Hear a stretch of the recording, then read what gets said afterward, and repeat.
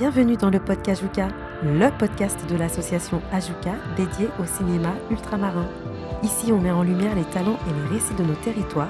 Installez-vous bien, c'est parti pour un voyage au cœur du cinéma d'outre-mer. Bonjour Maxime et bonjour Audrey, merci beaucoup de venir nous voir chez Ajuka. Donc on est aujourd'hui dans le podcast Ajuka. Ajuka, c'est l'association des jeunes ultramarins pour le cinéma et l'audiovisuel. Et nous recevons donc l'équipe de Coutez-Voix. J'espère que je l'ai bien dit, c'est en créole guyanais. Donc vous allez nous parler aujourd'hui un petit peu de comment a commencé cette aventure avec ce film. Et j'ai avec moi Mylène, qui fait partie de l'association Ajuka également, en co-interview aujourd'hui. Donc merci à vous d'être présents. Eh bien, on va commencer l'interview. Comment déjà t'allais? On va très bien. Vous allez très bien. Très bien. Il fait chaud, mais Il fait chaud, mais on va bien. On est ensemble. Ok. Alors, on va commencer l'interview autour de Coutez-Voix. Donc, c'est un film guyanais dont on a eu la chance de voir un petit peu en avant-première, la projection presse. Coutez-Voix, peut-être pourriez-vous expliquer ce que ça veut dire en créole? Et c'est écrit guyanais, si je ne me trompe pas. Alors oui, Coutez-Voix, ça veut dire, donc c'est en créole guyanais, ça veut dire écoute les voix. Et c'est un peu une invitation, à la fois pour le personnage principal à écouter les voix du quartier où il est, Montlucas, à Cayenne, les voix de sa famille et puis aussi les voix de ceux qui ont disparu mais qui sont encore là. Très beau titre par ailleurs. Alors normalement je commence toujours le podcast par des questions un petit peu plus personnelles. Donc je voulais d'abord on va le dire, vous êtes frères et sœurs. Vous travaillez tous les deux sur le film, toi en tant que réalisateur, Maxime, et Audrey en tant que scénariste. Je voudrais savoir comment vous êtes arrivés à ces métiers de l'audiovisuel ou du cinéma. Alors peut-être commencer comme tu préfères. Oui, donc tu commences. Alors le métier en tout cas le réalisateur, moi je l'ai... Audrey, c'est un parcours différent, elle va le raconter. Moi, je suis arrivé plutôt à travers l'art, donc plutôt à travers la vidéo expérimentale.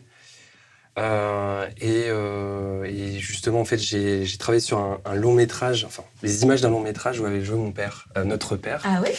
Voilà, où il était figurant. Ça s'appelle Jean Galmo Aventurier. Peut-être en Guyane, on connaît beaucoup. C'est un tournage qui est historique, au sens où c'était le premier gros tournage sur le pays. C'était quelle année, ça ? C'était début des années 90, donc ils ont dû commencer 89, puis 90, 91. C'est sorti en 92. Waouh, ouais, ok. Voilà. Ouais. Donc votre père était acteur, ou en tout cas figurant. Figurant. Mais c'est pas un métier qu'il a embrassé après. Non, lui, alors il avait des possibilités, mais lui c'était surtout la musique. C'est la musique. C'est la musique, d'accord. La musique, il est DJ.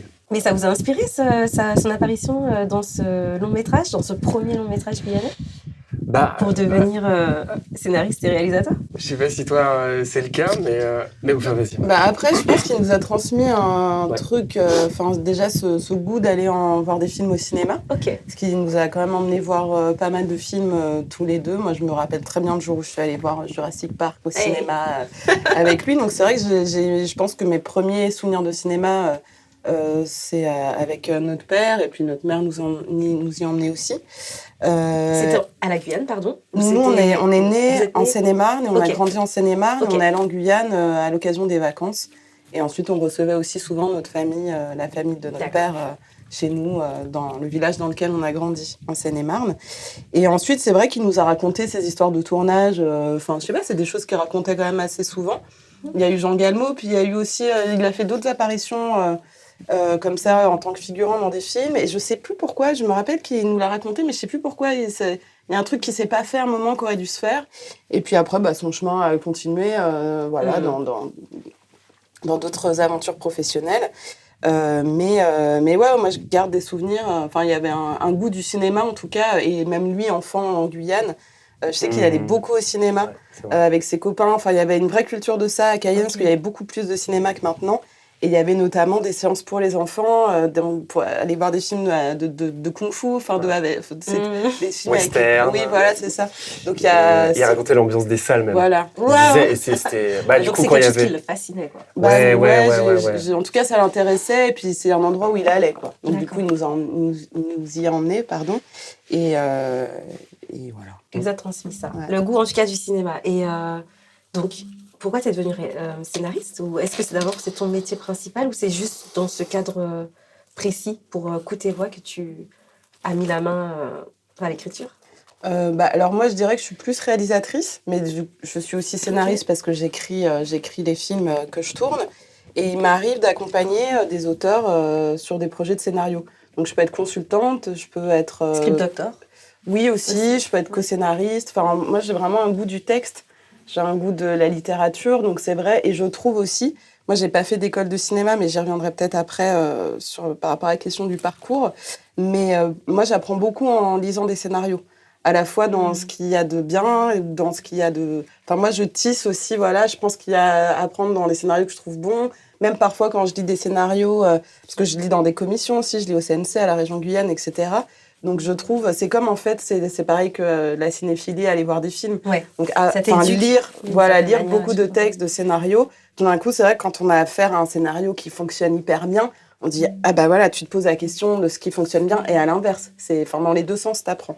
Donc moi, j'ai vraiment ce goût-là du texte, de la structure, de ça, c'est un truc qui m'a toujours passionnée. Et mon métier principal est la réalisation, mais je suis aussi scénariste parce que je travaille sur des séries, etc. Donc, et j'ai aussi le goût d'accompagner des projets qui ne sont pas les miens, parce que je trouve que c'est un endroit de repos aussi, parce que faire ces films, faire les films en tant que réalisatrice, c'est intense, c'est beaucoup d'émotions, c'est beaucoup d'implications, etc.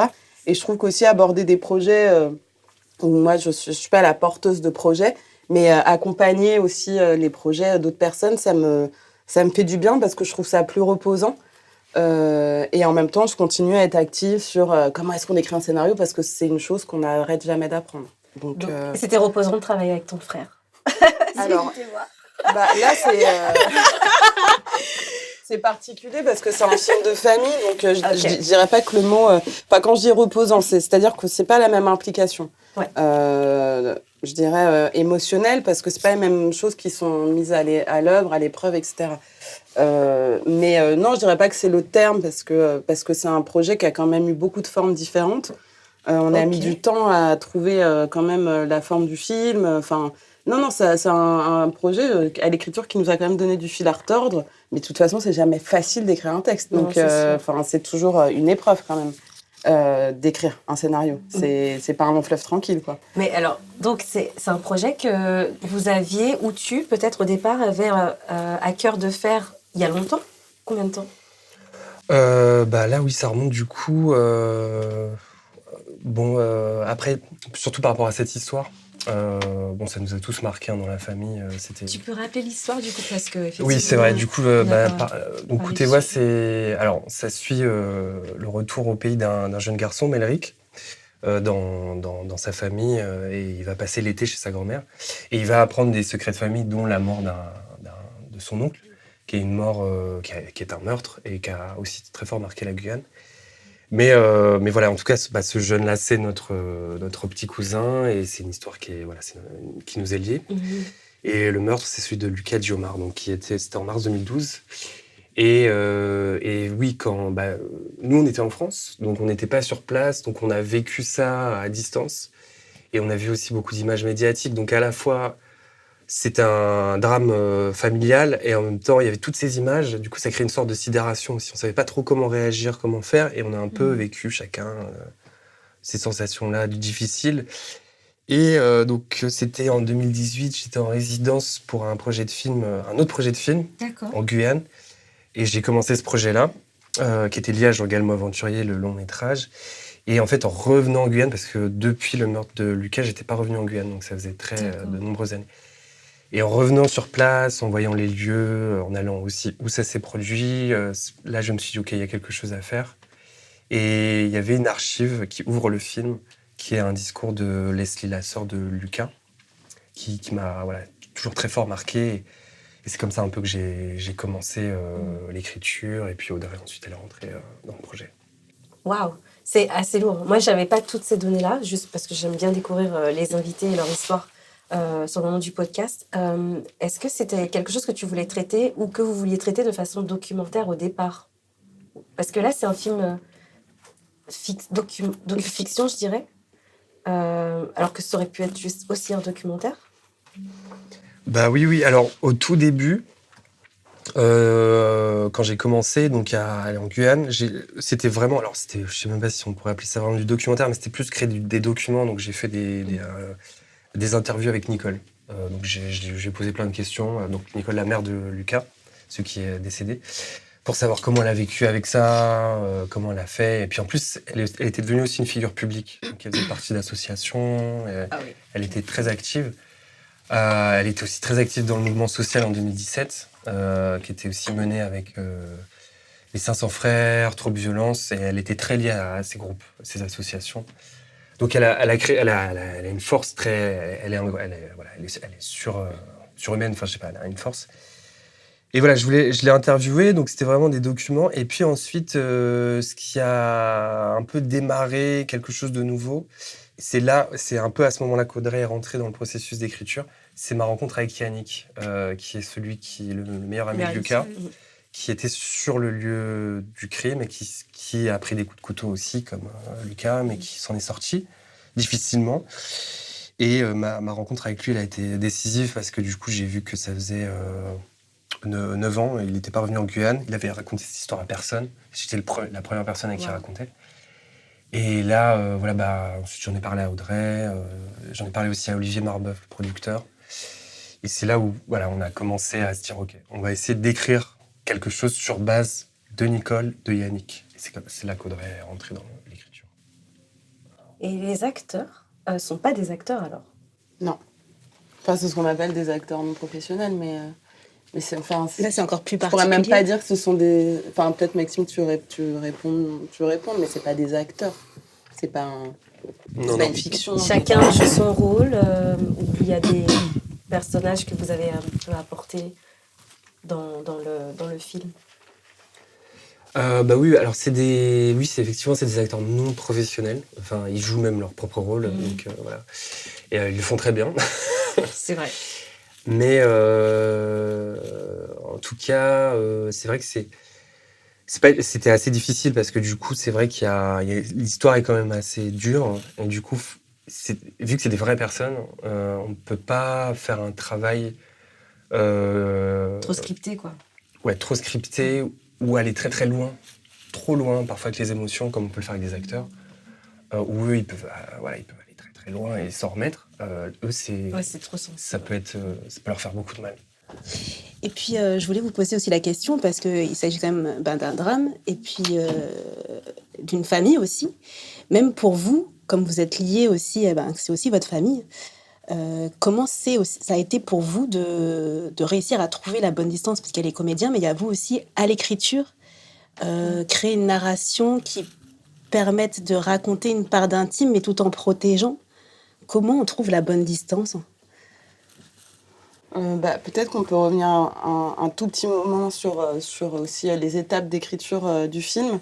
C'est qu'au départ, il y avait une volonté aussi en fait, ce qui s'est passé vraiment d'une violence sans nom, en fait, l'acte qui a été fait sur notre cousin, quoi. Donc, je pense qu'au début aussi, il y avait une volonté d'essayer de comprendre cette violence, c'est-à-dire comment est-ce qu'on en arrive là, et de se saisir aussi du film, peut-être pour nous essayer de lever le mystère de comment est-ce que des jeunes en arrivent à tuer d'autres d'une manière aussi extrême.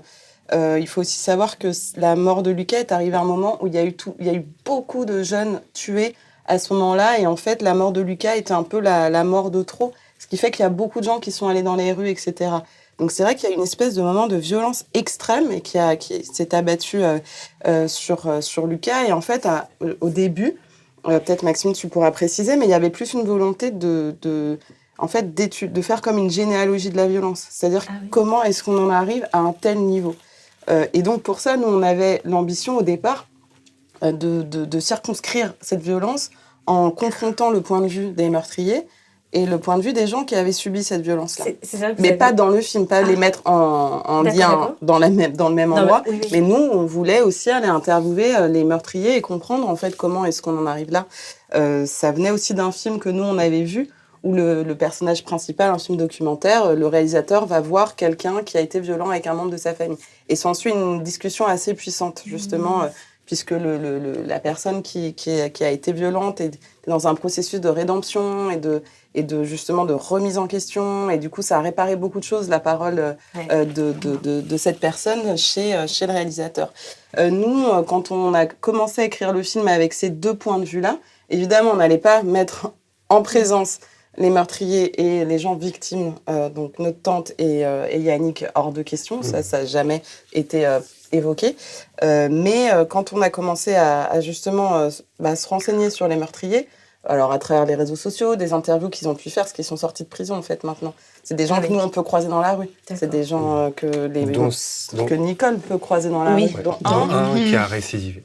Oh non. Oh non. Ah ouais, ok. Ouais. Donc quand on a commencé à les rencontrer, mais à distance, c'est-à-dire voir ce qu'ils racontent, un peu la parole qu'ils ont sur leurs gestes, et même voir comment ils se racontent eux sur les réseaux sociaux, ça donne déjà un indicateur de qui ils sont, même si c'est encore une mise en scène de soi. Mais avec Maxime, on a eu un truc de « Ah non, mais ça va pas être possible ». En fait, C'était trop fort là. en fait, ça n'allait pas. Je vais pas rentrer dans les détails parce que voilà, mais en fait, la question du documentaire aussi est est-ce qu'on a envie de passer du temps avec ces personnes-là? Enfin, en tout cas, pour moi, c'est important. Ça veut pas dire qu'on les aime ou qu'on les aime pas, mais c'est est-ce qu'on a envie de passer du temps avec eux? Est-ce qu'on estime que leur parole est en tout cas est forte, ou est-ce qu'on a envie de la porter? Enfin voilà. Et puis je pense que même nous, au-delà, si on s'enlève la casquette de réal et de scénariste, et qu'on est nous-mêmes face à eux, ça allait pas être possible. Oui. Donc on a été au bout de cette forme de film qui était super. Je pense et qui aurait pu être génial, mais pas avec eux. Donc une fois qu'on s'est dit ok, et ça c'est vraiment nous deux en discussion, mais aussi nous deux beaucoup en discussion avec les producteurs, Olivier Marbeuf et Rosa Spadiviero, qui nous ont beaucoup aussi accompagnés dans les discussions, dans ces changements de forme, etc. Donc quand on a décidé de laisser tomber ça, et puis surtout en fait, à un moment donné, peut-être qu'on comprendra jamais ce qui s'est passé. Enfin, comment, on en arrive là. Mais par contre, ce qu'on peut essayer de comprendre, c'est comment on vit avec le deuil d'une personne qui a été enlevée d'une manière aussi violente. C'est-à-dire, comment on survit à ça, comment on passe de la survie à la vie, comment on avance ou pas, et qu'est-ce qu'on fait de ça pour continuer à avancer. Donc, la question était finalement, en fait, on va faire un film sur le deuil. Et la question de la violence, on va la laisser de côté parce que de toute façon, on n'est pas psy, on n'est pas machin, c'est pas notre rôle. Mais par contre, faire un film sur le deuil, qui est quand même pour moi un des trucs qu'on n'apprend pas du tout dans notre vie d'adulte ou d'enfant, enfin peu importe. Je trouve qu'on n'apprend pas du tout à faire le deuil des gens qu'on aime. Or, on y est tous confrontés à un moment ou à un autre. Et ça, je trouve qu'on est très seuls dans ce processus-là, d'autant plus quand il y a un niveau de violence aussi extrême. Donc, je pense que nous aussi, finalement, dans notre procédé, juste en tant qu'individu, ça nous donne des clés aussi de comment cheminer avec ça. Et tu posais la question de comment est-ce qu'on écrit un film quand ça nous touche autant. Maxime, tu répondras à cette question-là, mais moi, je sais qu'à l'endroit du travail, j'étais pas dans « je fais un film sur ma famille ». Parce que sinon, en fait, tu peux pas. Enfin, en tout cas, moi, j'aurais pas pu avoir un engagement émotionnel douloureux à chaque fois que je prends une feuille pour écrire le texte, quoi. Donc, moi, je pense que j'ai été très distancée et j'étais dans il faut écrire un truc, donc c'est quoi la structure? Qu'est-ce que tu as envie de raconter? Max, j'étais un peu embêtée. Pourquoi tu veux faire ce film? Qu'est-ce que tu veux raconter? Non, mais c'est des questions qui sont pas faciles, en fait. Enfin, je rigole comme ça, mais... Donc, il y avait vraiment ce truc-là. Et moi, j'étais dans un rapport assez froid pour pouvoir travailler, en fait. Et après, du coup, quand tu vois les images du film, ça devient autre chose. Et puis, surtout, la question centrale, et ce pourquoi, je pense, l'artifice, entre guillemets, de la fiction est nécessaire, c'est que comme c'est des gens qui ont vécu un traumatisme, on peut pas se permettre d'être en roue libre dans un tournage documentaire qui sait pas exactement là où il va. En fait, on peut pas se permettre en tant qu'équipe de cinéma, de ramener des gens de notre famille et puis de faire un film et de pas maîtriser dans quelle mesure une séquence ou une autre peut impacter les personnes. C'est vrai. Donc, en fait, ce qu'il fallait, parce que tous n'ont pas le même rapport à ça. Yannick est quand même assez fragile et tout ça. Il faut faire hyper attention. On ne peut pas faire un film, c'est prendre soin des gens, surtout en documentaire, où c'est pas des acteurs. Ils n'ont pas des techniques pour se distancier du personnage qu'ils interprètent, etc.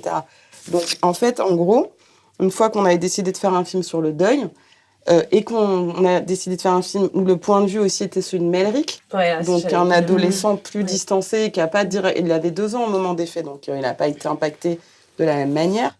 À chaque fois qu'on décidait d'écrire une séquence, on se demandait, ok, donc cette séquence, qu'est-ce qu'elle fait à Melrick ? Est-ce qu'elle l'emmène pas trop loin ? À Nicole, à Yannick, qu'est-ce que ça ? Et à chaque fois, on essayait, alors on fait ce qu'on peut, hein, mais on essayait de se mettre dans les basques de chacun pour savoir si c'était pas trop. Voilà. Et puis ensuite, on avançait avec ça à tâtons. Mais ce qui a été écrit, ce sont les cadres des situations, enfin la structure, début, milieu, fin. Qu'est-ce que traverse le personnage, Melrick, à travers l'apprentissage du tambour. Et après, chaque scène était vraiment avait un enjeu clair. C'est-à-dire, dans cette scène, on aborde ça, cette scène. En fait, pour pas avoir de scène gratuite non plus, où on va potentiellement aller venir perturber des gens pour rien, quoi. Donc, c'est aussi pour ça, je pense que la fiction était importante dans le cadre d'un film qui aborde des choses traumatiques, pour vraiment mesurer chaque chose et en discussion, nous, avec les prods, et avoir ça en tête à chaque fois. On ne peut pas se permettre d'abîmer les gens, en fait, qui ont déjà assez à gérer comme ça, quoi. C'est intéressant d'avoir ce point de vue, structurel, donc protéger les potentiels ou acteurs. Enfin là, en l'occurrence, c'est même pas des acteurs. Donc c'est très intéressant. Est-ce que dans la réalisation, raconte-nous un petit peu la réalisation et comment tu as, entre guillemets, commandé tes acteurs. Je vais les appeler les acteurs juste parce que je sais pas comment leur donner un autre nom. Mais comment tu as pu les diriger dans ce qui a été écrit au scénario ? Parce que par moments, on voit bien qu'il y a des dialogues qui sont les leurs. On a le sentiment, en tout cas moi, ça m'a donné ce sentiment-là, que les dialogues sont les leurs, pas forcément écrits à la ligne, mais peut-être le scénario leur donne une orientation. Et eux, je sais pas, je fais des suppositions, je préfère que tu répondes. Oui. Alors, on avait eu ce premier tournage 2020, donc c'était en 2022. Okay. Et comme tu disais, Audrey, c'est vrai que c'était très en roue libre, on va dire. Donc, c'était les 10 ans c'était un hommage pour Lucas. Et du coup, on suivait Nicole préparer cet événement. Et en parallèle, Yannick revenait pour la première fois en Guyane. Donc, c'était aussi ça. Il fallait gérer tout ça. Et on avait prévu quelque chose, mais c'était extrêmement ouvert. Et c'est là où, en commençant un travail, et en plus, il y avait Melrick qui était là, qui passait... C'est là où on l'a découvert, en fait, parce qu'il passait une année en Guyane. Et on commençait le tourner, et puis il était là, il disait « Ah, vous faites quoi ?» etc. On a commencé à travailler avec lui, parce que voilà, il était très curieux. Et il s'est avéré qu'il crevait l'écran. Au début, c'était plus des interviews que je faisais avec lui. Et il avait une telle présence, une telle puissance, que voilà, c'est après qu'on s'est dit « Il va être un protagoniste ». Mais avec ce tournage-là, qui a été très difficile, qui a effectivement, comme disait Audrey, c'est là où on a vu les limites en fait d'avoir quelque chose de trop ouvert, parce que du coup, des fois, on laisse tellement les choses faire que ça va trop loin en émotion, et on n'est pas loin de retraumatiser des personnes. Mais on a, en tout cas, pendant ce tournage-là, en même temps, il y a eu beaucoup d'histoires qui se sont racontées, des choses que Yannick a dit, que Nicole a dit, et Melrick aussi. Et du coup, tout ça, c'est un matériel pour nous en écriture de collecter toutes ces histoires-là, mais les mettre en forme, du coup. Et là, beaucoup plus, effectivement, sous une forme de fiction, sans, effectivement, comme tu disais, sans qu'il y ait des dialogues écrits parfaitement. Il y avait une expérience que m'avait fait part Audrey sur tu pourras aussi en parler, sur un des tournages qu'elle avait fait, Morténol, de Julien Siloret. Et tu avais travaillé avec des jeunes, et ce qui m'avait inspiré là-dedans, quand elle travaillait avec ces jeunes de ce quartier, c'est que voilà, il y avait beaucoup d'improvisation et pas de texte écrit. Et ça m'a beaucoup inspiré pour travailler aussi avec les jeunes sur place, Melrick, mais aussi en fin de compte avec Nicole et Yannick. Le texte, ça marchait pas pour eux. Il y a un truc aussi, dans notre famille, je ne sais pas si c'est la Guyane en général, mais en tout cas dans notre famille, les repas, c'est théâtral, quoi. C'est intense, ça raconte des histoires, c'est le théâtre, quoi. Du coup, il n'y a pas vraiment besoin de texte, quoi. Du coup, il faut juste un petit démarrage comme ça, et puis les gens, ils partent et tout. Et je voulais utiliser ça aussi, qui fait partie de la culture guyanaise, et je ne voulais pas imposer un système qui est peut-être propre à ici, au système du cinéma français, qui adore le texte et qui adore qui adore le texte. Et des fois, ça donne des choses magnifiques et des fois, ça donne des choses aussi appliquées ailleurs. En tout cas, en Guyane, parfois, ça ne marche pas forcément. Et je voulais vraiment me détacher du texte pour laisser la parole aller. Oui, du coup, par rapport au fait que les gens parlent eux-mêmes, on voit, j'ai pensé, donc je ne vais pas spoiler le film, mais il y a bien sûr donc Melrick qui vient en Guyane pour les vacances. Donc, il voit des amis, il fait des activités avec eux. Donc, il y a d'autres personnes de la communauté, parce que là, du coup, on voit vraiment une communauté et pas qu'une famille. Il va faire du sport, il est encadré par d'autres jeunes, des amis de son oncle. Et donc, il y a ces rapports dans la communauté. Du coup, des gens aussi qui sont libres avec leurs propres textes, j'imagine. Et donc, mais du coup, voilà, j'ai soulevé 2 petits moments où il y a un peu de créole guyanais qui sort. Une fois avec la grand-mère et Melrick, et une fois, du coup, quand c'est l'un des coachs de foot qui le dit qui vit le jeu. Meilleure phrase de film. Grande phrase. Meilleure punch.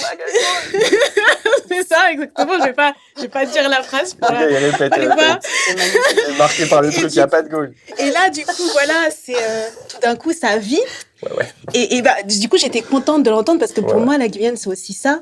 C'est aussi le français, mais le créole quand on est en famille, quand on est dans sa communauté et qu'on n'est pas au travail forcément, et que ça sort et que c'est naturel. Et du coup, j'étais aussi contente de l'entendre. Et donc, c'est là où je me dis, cette force, ces choix de représenter la communauté aussi, comment ils ont été faits, pas seulement représenter les enfants amis de Melrick, mais aussi comment, du coup, on le laisse faire ses activités avec d'autres personnes parce que c'est la communauté et que tout le monde connaît Nicole, tout le monde connaît la famille, tout le monde connaît ses oncles. Et ce rapport communautaire, j'ai bien aimé le voir. Est-ce que, comment ont été faits les choix, du coup, de ce genre de scène, en fait C'est vrai que déjà en écriture, peut-être tu veux commencer et après moi je peux enchaîner sur le tournage, sur l'idée peut-être de traiter de l'enfance. Tu veux commencer? Sur le moment où on a choisi de Melrick comme personnage point de vue un peu. Ouais. Oui, c'est vrai que donc il y a ce choix qui a été fait, même s'il y a 3 personnages, même 4 en vrai, parce que Lucas est aussi un personnage du film. Effectivement, il y avait en fait, le truc documentaire fiction, la façon dont on a travaillé, c'est que la plupart des scènes qu'il y a dans le film sont des scènes qu'on a pu observer. La plupart, il y a peut-être des choses qui ont été inventées, mais quand même, je dirais 95% des scènes sont des choses qui auraient pu se produire sans la caméra. Et donc, du coup, nous, à un moment donné, il y a eu ce triangle qui est apparu quand même entre Nicole, Melrick et Lucas. Et que c'est un peu gros de dire ça, mais il y avait aussi quand même la façon dont un vivant prend la place d'un mort. Ouais. Et comment les rapports en fait et l'amour en fait parvient à retisser les liens de la catastrophe et du drame, et sur autant de chaos, comment on arrive à remettre de l'ordre et comment on arrive à reconstruire, recréer, faire renaître de la vie, et ça passe par l'amour. Et donc nous, quand on a vu cette relation aussi pleine d'amour entre Melrick et Nicole, il y avait aussi c'est cette histoire-là qu'on a envie de raconter. Donc, même si Yannick est là et que son point de vue est aussi très important parce qu'il était là au moment du meurtre, on s'est quand même focalisé plus sur ce rapport triangulaire entre, il y a un mort qui est là, la cité s'appelle Mont-Lucas. Lucas, il a une espèce de peinture omniprésente dans la cité, dans la maison. Il y a des photos, etc. Donc, il est très présent. Lucas, sans que ce soit non plus pesant, mais il est là. Donc, et c'est vrai qu'il est là, en fait, comme nos morts nous entourent. de toute façon. Donc en gros, il y a eu cette volonté-là de se recentrer sur ce triangle. Et puis ensuite, comme Melrick vivait à Montlucas pendant 1 an, c'était des discussions que toi, tu as peut-être eu plus avec lui. Mais parce que Maxime, tu passais du temps aussi parce qu'il habite aussi à Stains, quand il n'est pas à Cayenne. Et c'était, OK, qu'est-ce que tu fais de ton quotidien, où tu t'amuses, c'est qui tes copains. Donc en gros, c'est cartographier un peu le quotidien de Melrick pour savoir ce qui nous ensuite, on n'a pas tout mis en scène, mais choisir ce qui, tout d'un coup, raconte ce qu'on a envie de raconter. Et surtout, Melrick devient une sorte d'alter ego de Lucas. Parce qu'en fait, filmer l'adolescence de Melrick, c'est en partie aussi filmer quelque part l'adolescence de Lucas. Donc, il y avait aussi tous ces jeux de miroir qu'on a construits. Et est-ce que la question était... La communauté aussi. Et la communauté, en fait, je dirais que c'est la communauté de Montlucas. Enfin, en fait, il y a un truc, je crois que Maxime, à un moment donné, il y avait l'idée peut-être d'appeler le film Montlucas.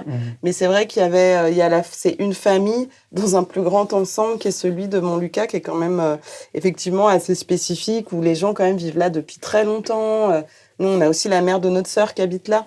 Donc, je sais qu'on a un vrai rapport sans y avoir habité, mais c'est un endroit où on a été depuis qu'on va en Guyane, qu'on connaît assez bien. Et cette manière aussi de sortir un peu du drame familial pour voir comment ça avait impacté aussi cette cité-là à travers notamment les amis de Lucas, etc. quoi. Ouais, exactement. C'est exactement ça. Et je pense aussi, quand on était sur place, et puis, on avait aussi cette discussion avec Olivier Marbeuf, qui a produit le film aussi, sur les questions de comment aussi on intègre un tournage, mais au sein d'un quartier.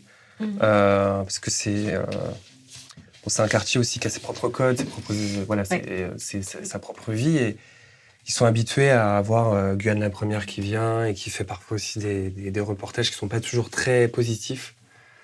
Qui dénoncent un peu leur quotidien, mais de façon pas de façon positive. Quoi. Ouais, il se passe beaucoup de choses à Montlucas, mais du coup, les médias aiment bien en rajouter sur ça. Et du coup, je pense que quand nous, on est arrivés, évidemment, les habitants se disaient on va encore faire des images problématiques. Et du coup, c'était trouver un temps déjà qu'ils comprennent, OK, on est avec Nicole, on est avec Lucas, on est avec Melrick, et qu'ils acceptent. Et du coup, c'est vrai qu'on voulait aussi... on a fait un temps de préparation assez important et on passait du temps aussi hors caméra. Du coup, on jouait au foot. Olivier, du coup, producteur, c'est à retrouver. A donné de sa personne. Il a clairement donné ça, il faut le dire. Tous les soirs, il jouait avec Melrick au foot et tout. Il lui achetait des chaussures et tout. Il le coachait. Hein. Je me suis dit, mais tu vas changer de travail, là. Ça y est. tu vas devenir le nouveau sélectionneur. Et en fait, c'est ça aussi. C'est comment on change aussi nos fonctions. C'est-à-dire...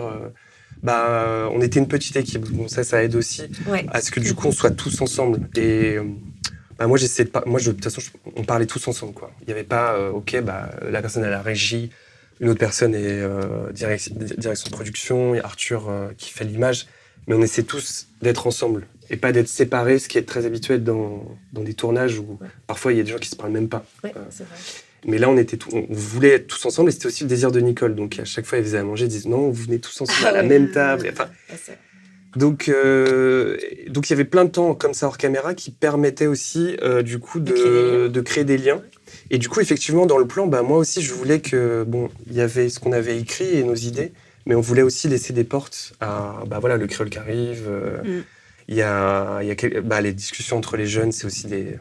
Bon, je l'ai relancé à chaque fois dans le plan, mais c'est des choses qui, en même temps, sortaient parfois d'eux. Donc, c'est un travail comme ça. Est-ce que il a été question de faire le film tout en créole guyanais? Ça, c'est la première question. Et est-ce que les équipes techniques étaient toutes... les personnes de vos équipes étaient toutes et tous guyanaises? Tu veux dire... Justement, j'ai l'impression qu'il n'y a pas eu de... Non, mais je veux dire, il n'y a pas eu de... T'as pas demandé aux gens de parler dans une langue en particulier ou pas. C'est eux qui parlaient avec la langue qu'ils souhaitaient. Il y a quand même un truc, alors il faudrait que je vérifie, Mais pour les financements du Centre national du cinéma, il faut quand même qu'il y ait un pourcentage de langue française pour le financement. D'accord. Non, après, Non, mais c'est bien ou de sinon, le dire. c'est un des critères, hein, donc je ne sais plus à quelle hauteur. Mais ou sinon, du coup, il faut que le film il se finance dans d'autres, ce qu'on appelle des guichets, quoi, donc peut-être au Cinéma du Monde, etc. Il y a une aide au Cinéma du Monde, donc pour les films non francophones, mais pour les films qui sont financés, alors je ne sais plus à quelle hauteur c'est, si c'est 50%, mais il faut qu'il y ait quand même une présence du français, quoi. D'accord. Ouais. Mais ça n'a pas été un critère non plus, quoi. Enfin, toi, Maxime, tu n'as jamais demandé aux gens de parler particulièrement en créole ou en français. Mais parce qu'il y a ces allers-retours aussi qui se font naturellement quand les gens parlent. Nous, on ne parle pas le créole. Parce que, bon, bref. Mais c'est pas un choix, mais c'est comme ça. Mais les gens font quand même, je sais pas, moi, dans une discussion au café ou à la maison, ça passe comme ça, du français au créole. Ou parfois, bon, il y a des grands moments créoles et tout, mais il y a quand même pas mal d'allers-retours, hein, j'ai l'impression, qui se font dans une conversation. Tu passes du créole, ou tout d'un coup, il y a un mot français ou un truc, C'est ça, des fois, c'est par des fils d'idées. Enfin, je parle pour ma famille, juste pour donner une autre vision. Mais des fois, il y a des fils d'idées. Des fois, quand on est tous en famille, du coup, les adultes, c'est beaucoup de créole. Les enfants, c'est normal qu'ils parlent français entre eux. Que c'est après, à l'adolescence, ils se réapproprient le créole. Tout à fait. Mais les petits comme ça, moi, ça m'a pas choqué qu'ils parlent français. Ils parlent français à la manière des Guyanais. Ça se reconnaît tellement. Bien sûr. Et ça, j'ai aimé le voir, cette spontanéité, parce que j'ai reconnu des petits cousins, etc. Donc, oui, il y a ces allers-retours. Mais quand même, j'étais contente que des fois, le créole surgit parce que c'est une partie aussi de l'identité. Et on la voit aussi transpirer. Et donc, dans l'équipe technique, vous avez des Guyanais? Ouais, bien sûr. Alors, le film c'est une coproduction belge-française-guyanaise. On a eu la région Guyane, on a eu aussi des fonds français régionaux, puisque la boîte de production est bretonne, la région de Bretagne. Rien ne se passe en Bretagne. Et la Belgique. Moi, je suis basé à Bruxelles. D'accord. Du coup, c'est pour ça aussi. Et donc, on avait deux... Alors, on a fait toute la post-production en Belgique. Okay. Donc ça, c'était vraiment plutôt belge. Mais on avait une personne qui m'assistait, qui était belge. Et sinon, tout le reste, c'est guyanais. Arthur aussi, le chef opérateur, maintenant, il est surtout basé en France. Mais il a passé son adolescence en Guyane, donc il connaissait très très bien. Et tout le reste est vraiment guyanais. Mais c'est super d'apprendre ça. Alors, personnellement, j'ai vu très peu de films guyanais au cinéma. Est-ce que vous pouvez nous parler un petit peu de cette industrie en Guyane? Si vous avez des éléments à partager, ce serait super. Peut-être je peux commencer, puis après toi, tu pourras reprendre. Attention. Ouais, non. On répète qu'ils sont frères et sœurs. Donc... on a des discussions internes. Du coup, oui, la scène, comment dire, je pense qu'il y a eu plusieurs phases, mais peut-être en repartant de Jean Galmo Aventurier, qui est quand même un film assez important pour la Guyane, pour l'industrie cinématographique guyanaise. Ça, c'est 80 à peu près. Donc ça, c'est fin 80, début 90. C'est réalisé par Alain Maline, qui est un Français qui a fait ce film en Guyane et ensuite qui a habité en Guyane. Et son idée, c'était vraiment de créer une industrie cinématographique sur le territoire. D'accord. Et dans ce film-là, il a engagé plein de Guyanais, dont Marc Barra,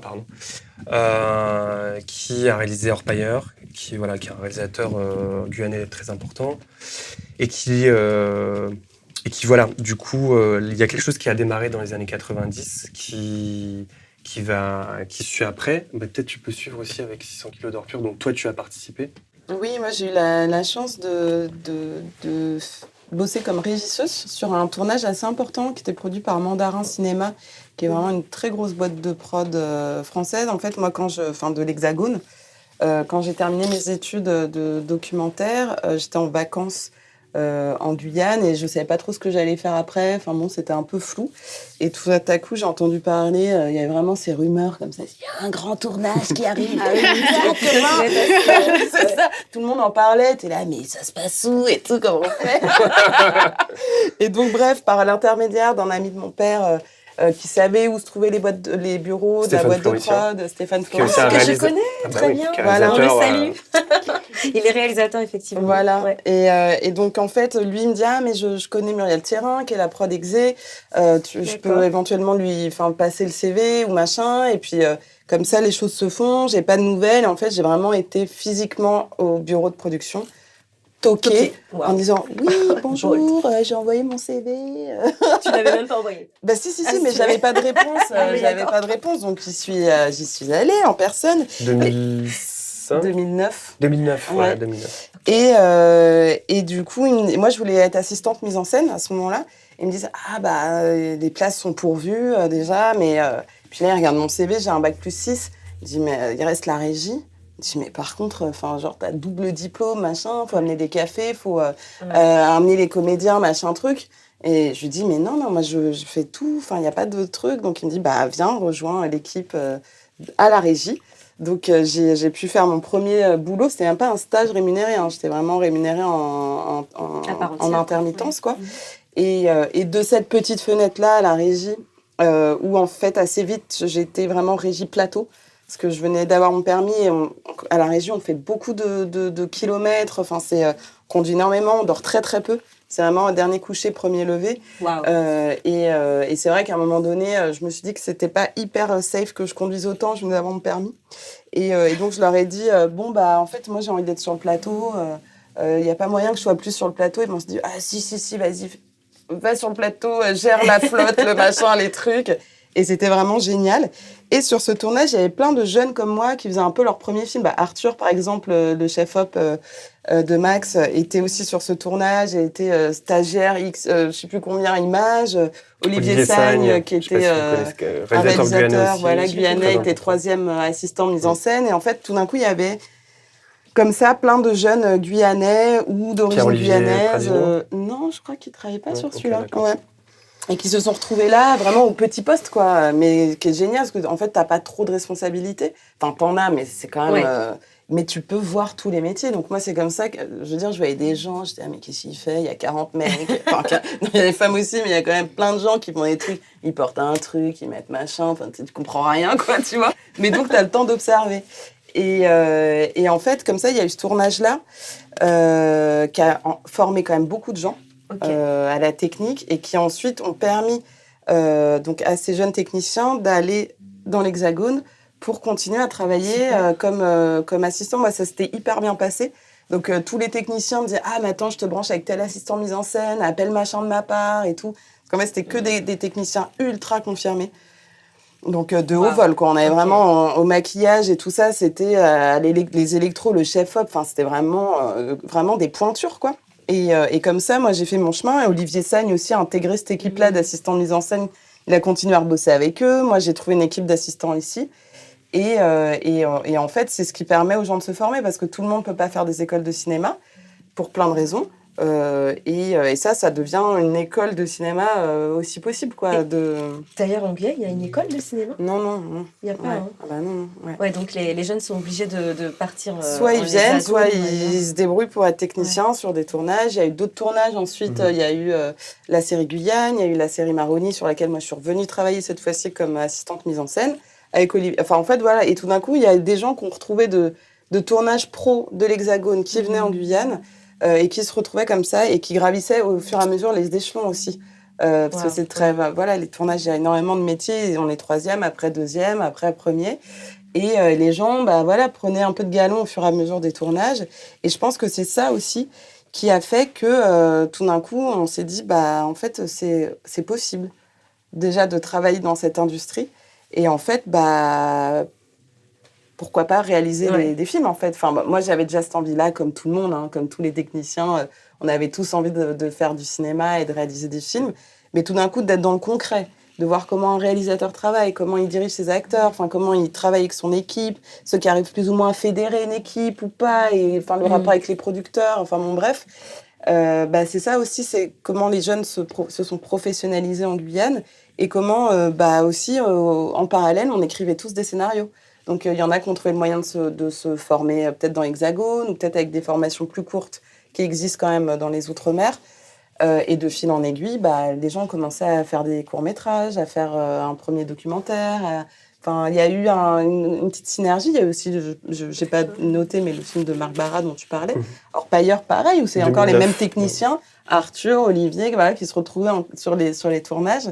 Et c'est ces impulsions-là aussi qui ont fait que tout d'un coup, on peut avoir des heures, on peut faire des formations AFDAS. Enfin, voilà, tout ça, il y a comme ça une circulation de conséquences qui font qu'on arrive à se professionnaliser. Donc ça reste... Enfin, c'est facile, finalement, à t'entendre, ça a l'air assez simple, finalement, d'intégrer cet écosystème, mais non, vous n'allez pas. Bon, faut le vouloir, finalement. Je veux dire, en fait, il y a un équilibre entre la chance et comment tu suscites la chance tout d'un coup qui est autour de toi. Donc, c'est pas du tout un métier facile. C'est un milieu simple. Enfin, ça, c'est peut-être c'est peut-être un autre podcast sur comment aussi, en tant que personne racisée, on trouve une place dans cette industrie-là qui est quand même majoritairement ici, globalement à Paris, dans l'Hexagone. Ça, je ne vais pas rentrer là-dedans parce que c'est un gros sujet. Mais c'est pas du tout simple, c'est pas du tout facile. Surtout en ce moment, l'industrie est quand même dans une situation assez critique, il faut le savoir. Mais c'est possible. Et c'est possible. Et faut, nous, c'est qu'on s'aide beaucoup. Enfin, là, on le fait un peu moins, mais à un moment donné, on se faisait quand même pas mal lire nos scénarios. On se donne des infos. Enfin, voilà. Et puis on. Il y a une communauté, en fait, tu veux dire, je dirais, talents, je sais pas, parce que je pense qu'elle est quand même à faire. Je trouve qu'on est quand même. En fait, c'est tellement intense de parvenir à faire ces films que aussi on se met dans c'est une course de fond, quoi. Wow. Et donc cette course de fond, elle implique un peu parfois de la solitude. Et je dirais pas qu'il y a une communauté qui serait genre domienne avec tous les réals, les scénaristes qui viennent de ces territoires-là. Moi, j'ai la sensation, mais peut-être qu'il y a une communauté dont je ne fais pas partie. Après, la Chouka, on essaye. Mais c'est ça, voilà. Il y a Chouka, mais en tout cas, moi, je suis là-dedans depuis 2009 à peu près. Et c'est un sentiment qui est peut-être le mien et qui n'est pas juste. Mais je trouve qu'on est quand même dans un truc c'est une course de fond, quoi. C'est intense, c'est vraiment éreinte. Enfin, c'est un truc, quoi. C'est pas facile, quoi. Alors après, rentrer dans des équipes de techniciens, il faut trouver, il faut appeler les gens, il faut susciter les rencontres. Toquer aux portes, tu l'as dit. Des fois, il faut toquer aux portes aussi. Bien sûr. Dès que, je sais pas, en tout cas, les personnes qui se retrouvent dans les départements d'outre-mer et qui entendent parler des tournages, quand ils peuvent se loger sur place et qu'ils y sont, il faut aller dans les bureaux de prod ou il faut s'inscrire au bureau d'accueil des tournages. Enfin, il faut être dans les assos de cinéma. Parce qu'il faut savoir qu'un tournage d'Hexagone est obligé d'embaucher des gens sur place. Donc voilà. Donc ça, et puis après... il y a un quota, d'ailleurs, ou pas ? Je ne sais pas s'il y a un quota, mais il y a une obligation d'embaucher des gens du territoire, surtout quand la région a financé. Parce qu'il faut qu'il y ait un retour sur le territoire en termes d'emploi. Mais après, il ne faut pas hésiter à appeler les gens qui sont des DOM qui travaillent. Il ne faut pas hésiter à les appeler, ne serait-ce que pour savoir comment ils ont fait. Je veux dire, les gens vont pas forcément vous donner du travail directement, mais si vous avez envie d'être, je sais pas moi, de faire de la lumière ou de faire, peut-être rencontre tel chef-op, bois un café avec lui, déjà pour savoir comment est-ce enfin moi c'est ce qu'on m'a toujours dit. Okay. On m'a toujours dit, appelle les gens de ma part. Je voulais être assistante, donc on me filait des numéros d'assistants et que j'appelais pour boire un café et déjà connaître leur parcours. Et puis si ça se passe bien, et un jour ils se rappellent de vous et ils vous appellent. Mais il faut rencontrer les gens. C'est un très bon conseil. Faut pas hésiter à appeler parce qu'on l'a tous fait. On a tous, sauf les gens qui viennent de familles de cinéma, mais on a tous un jour appelé des gens pour savoir comment ça se passe. C'est un peu opaque, hein. C'est pas parce qu'on a un diplôme qu'on travaille. Quoi. Le réseau, c'est la clé. En fait, le réseau, c'est la clé. Il faut pas non plus être en mode, faut le faire sincèrement. Et les gens sont toujours contents de vous raconter comment ils s'en sont sortis de ça, quoi. Et comment on tourne en Guyane alors j'imagine qu'il y a des différences entre tourner dans l'Hexagone ou à Bruxelles, enfin dans des grandes villes européennes, et la Guyane. Parce que c'est quand même un territoire, je dirais pas hostile, mais quand même Enfin, je peux pas parler de non, il est hostile pas hostile. en termes de nature, hein, je parle. C'est-à-dire, enfin, bon, il y a un climat bien plus chaud, il y a plein de choses, je sais pas, racontez-nous. Et notamment pour Coutez-Voix, qu'est-ce que ça a généré chez vous comme problématique ou au contraire, s'il y a eu des opportunités incroyables aussi. C'était intéressant parce que c'est vrai qu'en travaillant aussi avec alors Olivier Marbeuf, lui, il a beaucoup plus travaillé dans les Antilles et aussi en France.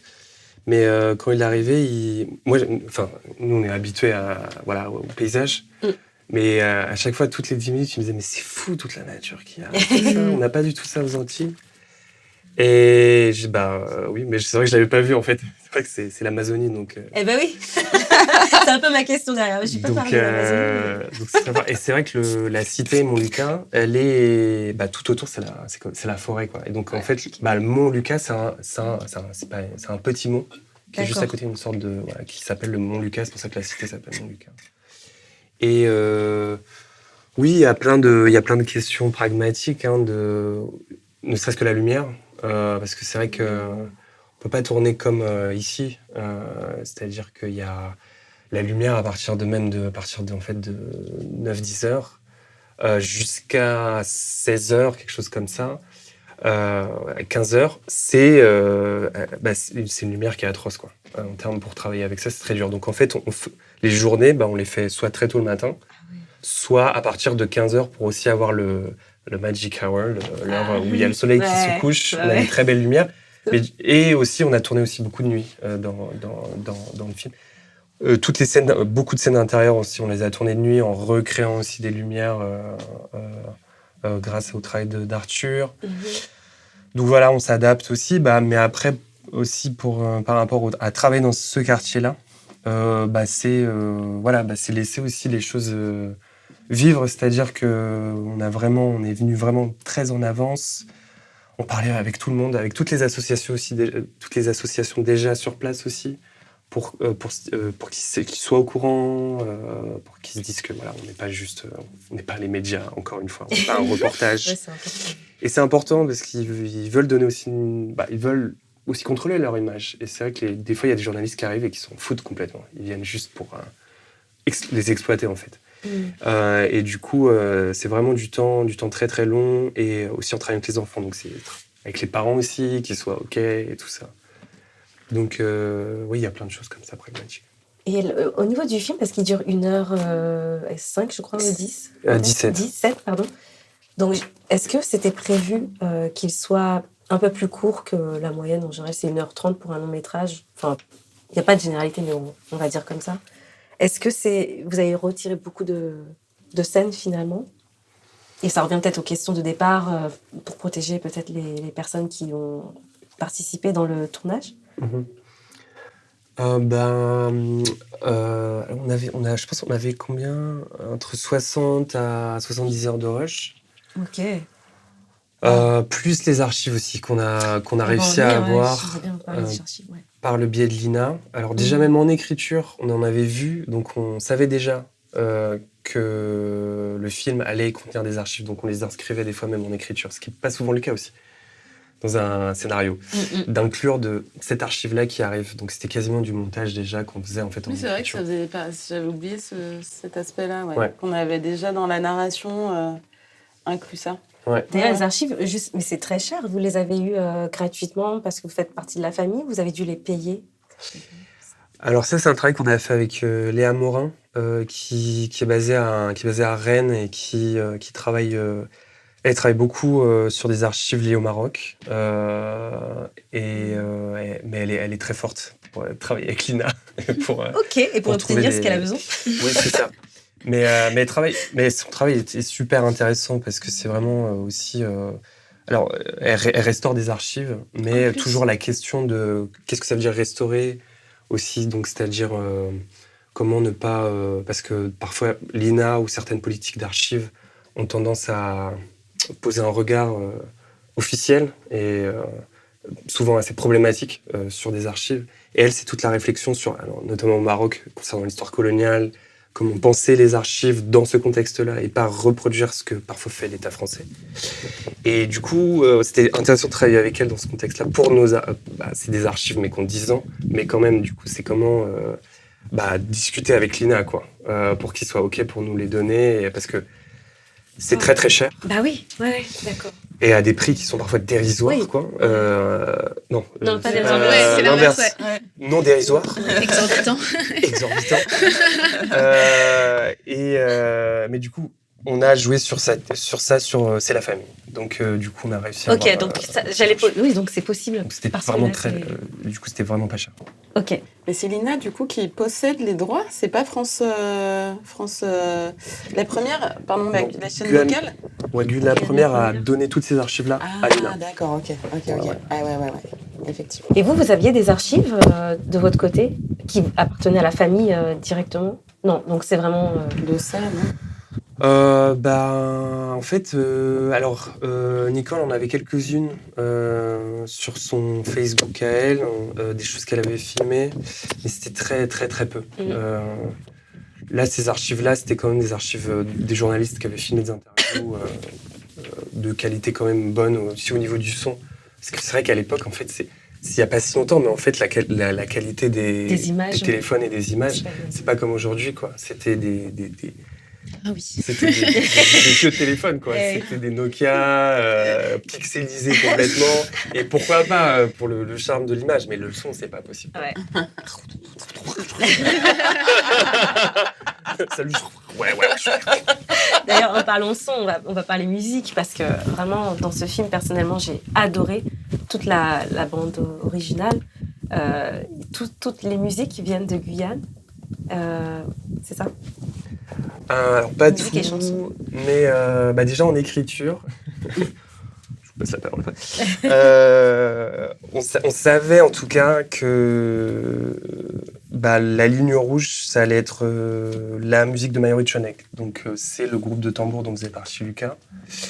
Et du coup, vu qu'on commençait à réfléchir à Melrick, il devient protagoniste, c'est comme ça qu'on a fait ce lien aussi. C'est-à-dire, il va se rapprocher de Lucas, mais à travers le tambour. Est-ce que tu veux... Après, je peux parler de la musique autour, mais si tu veux peut-être parler de ça déjà, et puis... Il y avait un truc assez juste déjà avec ce tambour parce que c'était le désir de Melrick. On lui a toujours dit qu'il avait un don, qu'il avait un rapport à ça. C'est ce qu'ils avaient en partage avec Lucas. Et en fait, le tambour, traditionnellement, c'est le lien avec les morts aussi. Bien sûr. Donc du coup, il y avait vraiment... tout convergeait vers... il y avait une justesse à travailler cette ligne rouge qui était l'apprentissage du tambour. Comment Melrick apprend le tambour, comment est-ce qu'il reprend cet héritage familial, tout en aussi sans être enfermé là-dedans. En fait, c'est tout d'un coup, c'est trouver une place.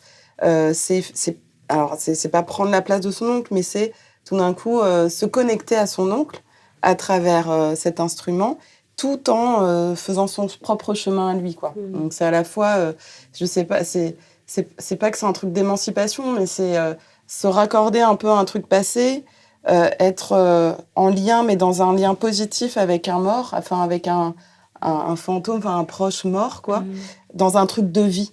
En fait, c'est tout d'un coup comment la vie et la mort se retrouvent connectés au même endroit à travers cet instrument et dans une manière très, très puissante du collectif. Et en plus, un collectif qui nous ramène quand même 7 siècles en arrière, puisque c'est quand même un truc qui vient d'Afrique, qui a été ramené lors de la traite transatlantique et tout. En fait, tout d'un coup, même si c'est pas du tout le sujet du film et tout, mais en fait, c'est pas pour rien que c'est aussi puissant, les groupes de tambour, le tambour, et qu'ils se jouent un truc... on le sent, c'est intense, quoi. Et c'est pas juste... parce que y a l'idée du carnaval, un peu, le carnaval et tout, machin, c'est je sais pas quoi. Mais en fait, le carnaval, c'est intense, quoi. Ouais, c'est un truc, c'est profond, c'est puissant. C'est vraiment, c'est pas que ça te soulève le cœur, mais c'est très organique, en fait. Donc tout d'un coup... Melrick a ressenti ça. Je pense qu'il s'en était pas douté. C'est les mémoires cellulaires. Hein. Oui, c'est ça. Et c'est pas pour rien que ça fait du bien, en fait, à tout le monde, quoi. Donc, tout ça vient réparer, ça vient... Et ça rentrait dans la logique de ce que en fait, nous, on avait plus envie de raconter de ce film, c'est comment on se répare à travers, comment on se reconnecte à la vie et sans oblitérer une partie de la réalité. Oui, il y a eu un drame, oui, il y a une espèce de catastrophe sans nom. Et ok, on l'admet, il y a eu ça, on en parle. Il y a un espace créé par le cinéma aussi tout d'un coup pour parler de ça. Et qui est assez, qui est circonscrit. Il y a un espace circonscrit pour pouvoir parler de cette violence-là. Mais surtout, on se connecte pas à ça. En fait, ce que surtout on voulait éviter, je pense, c'est de faire un film qui, moi, j'aurais trouvé catastrophique. Un film hyper sensationnaliste qui prend les gens en otage par l'émotionnel. Parce qu'en fait, c'est quand même... moi, c'est le genre de film que je déteste. On sent la distance émotionnelle. Voilà. Vraiment, parce que c'était... Excuse-moi, je reviens sur un peu ce que tu disais tout à l'heure, enfin ce que vous disiez d'ailleurs tout à l'heure, mais c'est vrai que quand je suis sortie de la projection, je me suis dit, mais il manque un facteur émotionnel. Pour moi, c'était un peu manquant. J'avais trouvé qu'il y avait vraiment trop de distance.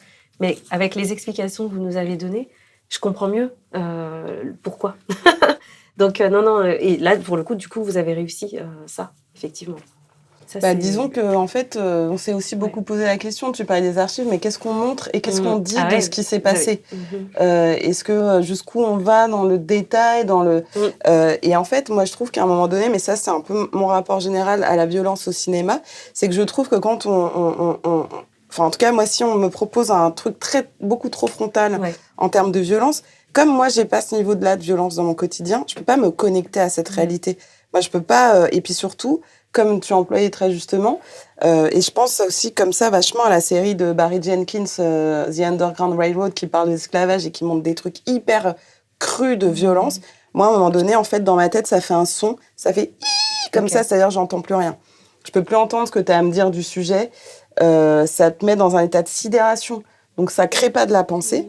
Ça n'en génère pas. Ça met juste tout à zéro. Et en fait, moi, ça m'intéresse... Enfin, moi, je trouve ça...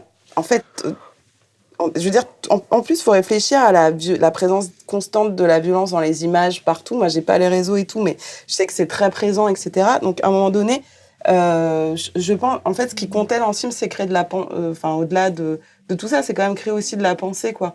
Et ça, je trouve que ça passe aussi, et par le travail de la monteuse et le travail que vous avez fait ensemble, en fait, on vous donnera... et puis, les gens en ont tellement parlé de cette violence, mais on va vous faire comprendre des choses. Sans pour autant la montrer frontalement. Voilà. Oui. Et par rapport à ce que tu disais, je pense que cette question de la sidération, le fait, c'est produit. Donc, c'était le meurtre de Lucas, qui était une violence en elle-même et qui a créé de la sidération. Et c'est vrai qu'il y a eu des moments en écriture, on se disait, est-ce qu'on va reconstituer ça ? Est-ce qu'on va le montrer ? Mais aussi, des fois, on se dit, est-ce qu'on n'est pas aussi un peu victime d'un système qui nous pousse en fait à faire des films misérabilistes, qui sont attendus, qui sont, on pense qu'ils sont appréciés, les fonds. On a l'impression que c'est ça qui est attendu, qui est attendu de nous. Et je pense que c'est un piège parce que du coup des fois ça réduit tellement des choses qui pourraient être beaucoup plus complexes, beaucoup plus nuancées, mais tout d'un coup c'est que comme ça. Et puis surtout, pour la cité là où on travaillait, je voulais pas que ça les impacte et puis que ça soit au-dessus d'eux en fait. Parce qu'ils sont pas... Oui, il y a la violence, elle est là, elle est présente. Mais on en a parlé avant, il y a la vie aussi. Et c'est vrai que dans beaucoup de films misérabilistes dont je ne vais pas citer le nom, c'est comme si la vie n'existait pas. On a l'impression que les personnages ne peuvent pas exister. Ils sont juste voués à une tragédie, ils sont voués soit à mourir, soit à vivre. Mais on se dit, mais est-ce que c'est pas un fantasme aussi d'un réalisateur ou de je sais pas qui de faire ça ? Et ça, c'était vraiment un travail collectif avec le film, avec Olivier, avec Audrey, avec toute l'équipe, de se dire, on veut aussi montrer la vie de ce quartier, on ne veut pas la réduire à... on ne veut pas alimenter des représentations doloristes. En fait, tout ça revient à la question de la place des corps noirs dans le cinéma français. Et c'est vrai que, plus en général, si on prend, faudrait faire produire des chiffres et des pourcentages, etc. Mais c'est vrai qu'on voit beaucoup de corps noirs abîmés dans des situations quand même globalement de grosses galères. les mecs, c'est tout le temps, c'est très viriliste. Et il y a un truc de soit les mecs, souvent des mecs d'ailleurs, soit ils sont en galère, soit ils sont dans des situations border, soit c'est des migrants, soit c'est mais il faut toujours que ce soit pris dans un truc de misérabiliste et comme tu disais, le terme tragique, quoi. Et c'est vrai que nous, je dis pas qu'il faut pas aborder évidemment ces sujets-là. Zaya, par exemple, qui est sorti, qui est quand même. Alors nous, malheureusement, on l'a pas vu parce que moi, je vis à la campagne et j'ai peu importe. Moi, et puis je vais Maxime, en Belgique, il n'est pas sorti. Il n'est pas encore sorti. Donc, mais on va le voir évidemment. On va le voir évidemment. Mais en tout cas, je dis pas qu'il faut pas aborder ces sujets-là, mais en fait, à un moment donné, quand ça vient saturer l'espace cinématographique en France, on peut avoir d'autres images de personnes noires au cinéma. Est-ce que c'est possible ? Et c'est aussi pour ça que nous, on n'a pas voulu alimenter ce truc-là oh les pauvres, oh la violence, machin. Non, en fait, voilà, il y avait un truc aussi de dignité à un moment donné. Je trouve que j'aimerais voir plus au cinéma, en tout cas, et surtout avoir des vrais personnages, pas juste des gens en 2D qui sont réduits à des fonctions, qui sont réduits à un statut social, qui sont enfermés dans un territoire souvent urbain. Voilà. Donc à un moment donné, c'est justement ce que j'ai aimé voir dans votre film. Parce que justement, on voit les humains et on voit aussi les générations. Un enfant, un jeune adulte, une grand-mère. Et dans l'épreuve du deuil, comment on se reconstruit. On voit la reconstruction d'un homme adulte et dans nos communautés, parler de la souffrance, parler de sa santé mentale, etc. C'est quelque chose qui est assez tabou. Et c'est vrai que de voir ce parcours, de voir ces humains, j'avais envie de dire vraiment merci, en fait. Donc vraiment merci pour votre travail. Et d'ailleurs tu parles de santé mentale, mais c'est vrai que dans le film il y a quand même aussi à un moment donné on voit l'ami donc de Lucas qui est en conversation avec un psychiatre, je crois, ou psychologue. Mais on ne connaît pas son rôle, on se posait la question pas et du tout. on ne veut pas trop spoiler. On veut pas spoiler, Non, on se demandait qui c'était en fait. On ne sait pas qui c'est cette personne. Moi j'ai interprété comme ça. Ouais, non, mais si, ouais, il y a de ça. En fait, c'est je le dis, c'est pas vraiment un spoil, ça reste quand même. Vous allez découvrir le film quand même avec ça. C'est un journaliste qui faisait un article sur. Je me rappelle pas ça. D'accord. Sur On le sait pas en fait, il a pas traduit. On le sait pas dit, c'est pour ça qu'on se posait la question C'est que dans le générique. Ouais. Mais c'est vrai qu'il y a une relation qui s'est établie entre les deux, qui était plus que juste journaliste qui fait un article. Et c'est un moment, surtout pour Yannick, où il de manière assez juste, en fait. Il lâche des choses que dans d'autres scènes que j'ai tournées avec lui, dans beaucoup de rushs qu'on n'a aussi pas utilisés, c'était plus retenu, c'était plus difficile. Bon, j'avais cet entretien premier que j'avais enregistré avec lui de 2 heures, qui était aussi très très fort, mais celui-là, il parlait aussi de Lucas. Et la manière dont il parle de Lucas, on en avait aussi besoin, dans le film. C'est-à-dire de se dire c'était qui Lucas aussi, de le sentir, pas juste c'était descriptif et tout, mais Yannick était la personne idéale pour parler de son meilleur ami, mais dans tous les petits détails, les petites nuances, de le rendre quasiment, de le réincarner, quoi. Humain, quoi. De le rendre humain. Ouais. Oui, puis de pas, en fait, Lucas, ce qui était important, c'est justement, pour rebondir sur ce que tu dis, c'est que c'est pas qu'un mort, c'est pas qu'un mec qui est décédé dans des conditions tragiques. Ça a été un vivant, un moment. Enfin, je veux dire, il a été plus vivant que mort, quoi, dans sa vie. Donc, il fallait aussi, et c'est pour ça que c'est super quand Yannick en parle, c'est que tout d'un coup, il fallait rencontrer aussi Lucas. Comme le jeune qu'il était, pas juste le fils de sa mère ou l'oncle de son neveu. Oui. Mais il fallait. Et même nous, moi je l'ai découvert parce que Lucas, moi je le voyais tout le temps un peu taciturne, un peu timide, mais en fait c'était pas du tout. Découvert votre. Ouais, c'est ça qui est chouette quand dans les films documentaires aussi, je trouve. C'est chouette. Bon, je connais pas beaucoup de familles qui ont utilisé des cars, parce que c'est quand même tragique, et qui en ont fait un film. Est-ce que c'est quelque chose que vous aimeriez continuer à faire, peut-être dans d'autres projets, sur d'autres thématiques, et ensemble ? Audrey va pouvoir parler je pense, de certaines choses. Mais pour ce qui est de mon cas, en tout cas, brièvement, en tout cas, c'était quand même une expérience assez... C'était très intense. Ouais. C'était pas toujours facile. Ça travaille de l'intérieur, quoi. Ouais.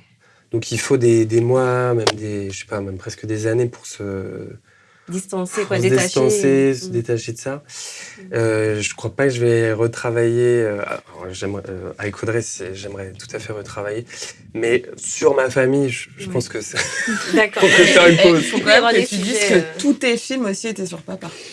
Mes films, j'ai fait 2 courts-métrages précédents qui étaient sur notre père et sa participation dans le film. Donc aussi, voilà. T'es dans la famille Dans la famille cinématographiquement. depuis trop, C'était un chemin nécessaire, tu vois, mais c'est vrai que j'imagine très bien qu'à un moment donné, tu as aussi envie de t'émanciper de ça pour explorer des choses qui te sont propres, mais c'est un cheminement, quoi.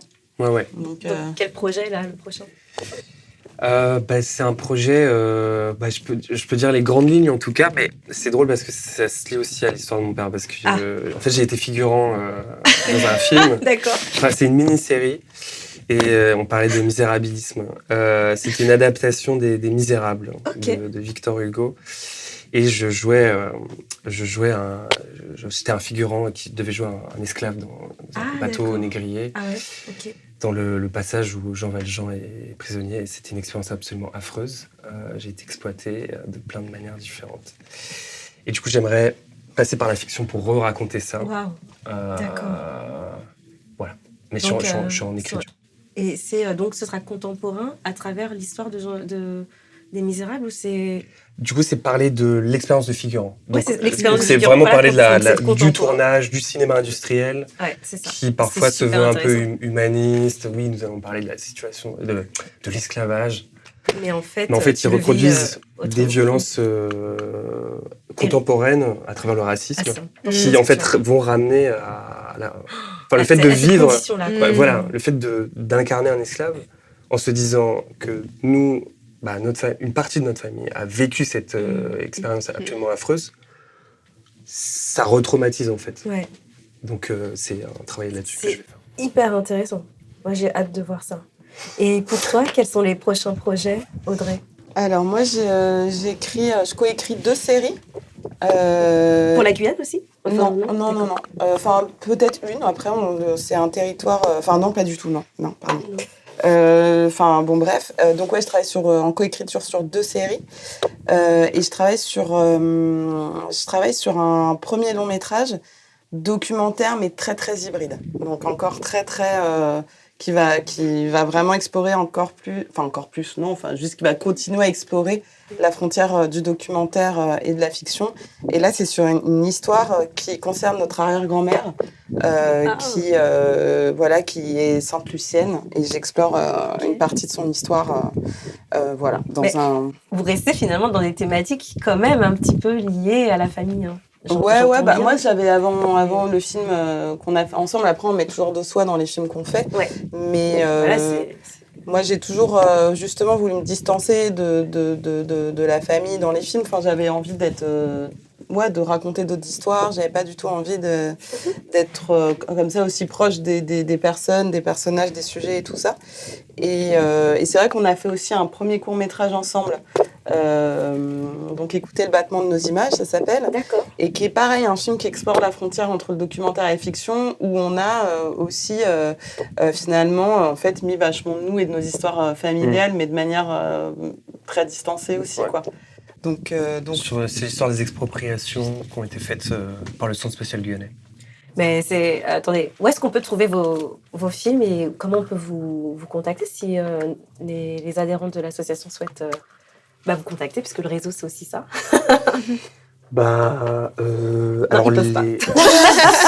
Alors, je sais qu'avec la sortie nationale de Goût & Voix, mon dernier court-métrage, Mouno, sera sur une plateforme. Ah ouais, laquelle, tu sais, ou pas encore ? Alors, ce sera sur la plateforme de Avila, c'est les distributeurs belges qui vont faire ça. Donc, ce sera disponible. Et puis, pour vous joindre ? Enfin, ou te joindre si tu... Non ? Si, absolument. Si, tout à fait. Par mon mail, mais aussi la page Instagram de Goûter Voix. Ah, d'accord. Voilà, en ce moment, Ok. je la gère et j'ai découvert Instagram il y a 1 mois. Ok. Et du coup, je suis devenu génial. addict. C'est horrible. Du coup, on a un groupe avec Audrey. Envie que ça et, s'arrête. et on a un groupe avec Audrey et j'envoie des vidéos, genre au moins, je sais pas, au moins Je vais tout de 15 suite m'abonner. vidéos par jour. Ouais, moi aussi, pareil, je me suis dit, après, je vais m'abonner. Mais c'est bien, les vidéos sont stylées. Hein. Ouais, il y a des perles. Il y a des perles. Ouais, il y a des perles. Il y a des grosses perles. Ouais, des Ouais, belles moi, perles. Là, je m'inscris tout de suite à Mel_Monatus. Ah, d'accord. Ben, moi, j'ai pas Insta. Mais tu reçois ça. Mais je Sur reçois Insta, WhatsApp, c'est une grave, grosse comme ça. galère. J'ai Facebook, mais j'y vais assez peu. Donc, Et- tu l'as dit au début. Hein. Ouais. pas trop En dans fait, les je suis réseaux vraiment les réseaux sociaux, c'est pas mon C'est truc, vrai, tu l'as vraiment dit. pas. Mais après, classiquement, mail, quoi, à l'ancienne. Ouais, hein. mail, Mail, téléphone, ça dépend, quoi. Mais enfin, non, mais je veux Alors, c'est dire, quoi le mail Si on peut le donner. Hein. le mail. Ils veulent pas. Et on a pas- Je veux pas vous. Non, mais. Non, non, au le pire. mail aussi, je peux donner mon mail, peut-être pas en direct, mais via un truc. Ok. Je pense On que vous verra. avez des. Oui, dans Vous avez une newsletter Oui, en c'est ça, interne. on va faire C'est ça. Il n'y a pas de Bon, problème. euh, On va faire ça comme ça. Non, non, mais je veux dire, c'est mieux parce que ça va peut-être sur YouTube ou je sais pas. Oui, après, voilà, c'est ça. Mais par contre, je veux bien qu'il n'y a aucun problème pour diffuser aux membres De l'association. D'accord. mon adresse mail. Non, t'as raison. Mais- Et c'est le plus simple, le Non, pas mail. de souci. Ouais. Ah bah, c'était un plaisir de vous recevoir. Ah bah oui. Et Pareillement. Merci pour l'accueil. Et merci Merci également pour d'être venu. les ventilateurs, bien sûr. Merci pour. On pense à tout dans cette J'ai arrêté un petit peu, Ouais. mais bon, je suis désolée, je sais pas si t'as senti l'air. Si, il y a un moment, c'était plus fluide. La parole. Ouais. En tout cas, donc c'était Ajuka. Vous pouvez nous rejoindre également sur nos réseaux sociaux, donc ajuka.um et sur Hello Asso si vous souhaitez adhérer à l'association. Merci beaucoup Audrey et merci à vous. beaucoup Maxime. C'était un Merci. plaisir de vous Merci. recevoir. On vous souhaite beaucoup de succès pour ce film dont actuellement, en tout cas, je ne sais pas à quel moment on va pouvoir sortir le podcast. On essaie d'ici 2 semaines, mais actuellement, il est en projection en avant-première. Et d'ailleurs, la sortie officielle est prévue le 9 Le 16 juillet. 16, pardon. 16 juillet. Et là, on fait plusieurs avant-premières sur Paris. Actuellement. Voilà, il y a ce soir, c'est au Majestic Bastille. Il y a 5 Comartin, Jeu de Paume. Et avec nous aussi, Et en avec partenariat vous, avec la Cinémathèque des banlieues, des banlieues du monde. Ouais, tout à fait. Avec Cinéwax aussi, on va avoir une discussion avec Jayanai. Et à l'espace 1789, où il y aura une présentation de Dokono, un groupe Bah, musical. c'est super, Voilà. ouais, super. Donc beaucoup de succès. Merci. Bah, Et déjà, bravo. il faut le dire que c'est quand même Une rareté, toujours une victoire de sortir des Mais- documentaires en salle. Donc J'adore. après, on espère que évidemment, ils fassent le plus d'entrées possible, mais en fait, d'avoir déjà, je dis dans ce cadre un peu pédagogique aussi, juste d'avoir trouvé un distributeur Oui. qui sort le film en salle dans une sortie nationale. C'est vrai. C'est énorme déjà pour un documentaire. Il y en a quand même assez peu qui sortent en salle. Donc c'est déjà Une vraie victoire, en soi comme un tu dis, succès, ouais. quoi. Enfin, une victoire. Et puis après, il vivra sa vie comme il pourra. Mais c'est déjà une super... Et c'est un film guyanais, tourné en Guyane. Donc Ouais, c'est ça. ça aussi, en soi, c'est rare. Tout à fait. Donc tout à fait. ça a vraiment ce mérite-là. Il faut soutenir le film. Donc on le dit à tous nos adhérents, soutenez le film. S'il vous plaît, allez-y, allez en salle. Allez le C'est voir. important. C'est bien Netflix, mais en fait, c'est pas bien. Sortez de votre salon, allez dans les salles, s'il vous plaît, sauvez-nous. Faut le dire. C'est pas mon Ah Dieu. bah c'est vrai, Ouais. c'est la salle c'est les spectateurs qui s'ouvriront le cinéma aussi. Mais En on allant en l'a salle. vu avec Fanon, on l'a Voilà. vu avec Zion. Ouais. Si on veut continuer à faire des films, en tout C'est comme ça cas, qu'on y arrive. singuliers Avec et d'autres audacieux, messages et des messages. eh ben, il faut aller en salle. Parce Mm. que c'est ça qui fait que ça finance le cinéma aussi. Ben, merci Voilà. beaucoup. Merci. Merci à vous. À bientôt. À bientôt.